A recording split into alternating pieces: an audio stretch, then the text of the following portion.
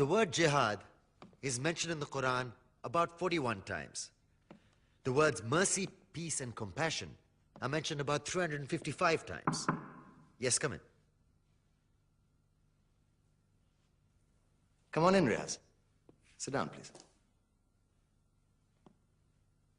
Contrary to popular belief in most Western cultures, Islam is a religion that preaches peace and tolerance. Yes, Patricia. If Islam truly is a religion that preaches peace, then how come the world's most troubled spots, the West Bank, Afghanistan, Pakistan, Iraq, they're all plagued with Islamic terrorism? Well, that depends on your definition of terrorism. Some might argue that the U.S. invasions of countries like Iraq and Afghanistan are also acts of terrorism. No, those were acts of war to get rid of despotic regimes. Or a means of getting at a country's oil. Conspiracy theories. Well, May I? Yes, please. Go ahead, Riaz. Mr. Khan is right. I mean, if we're talking about terrorists, the world's biggest terrorists are the white superpowers.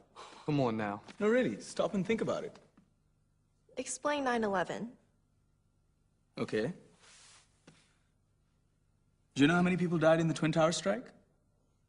Around 3,000. And do you have any idea how many people died in the bombing of Afghanistan? Take a wild guess. More than 15,000 people died. And that's just conservative figures. About 50,000 tons of explosives were dropped on innocent civilians. Men, women, children. Yeah, but that was because of the Taliban. Now that you brought it up, did you know that the Taliban was a creation of the CIA to fight the Russians? Whatever. They were still harboring terrorists. Yeah, right. Terrorists that were never found. Just like the weapons of mass destruction that were never found in Iraq. Do you want to get into the death toll in Iraq? 500,000 civilians and counting. And what do Britain and America say when they don't find these weapons? It's simple. They just say sorry.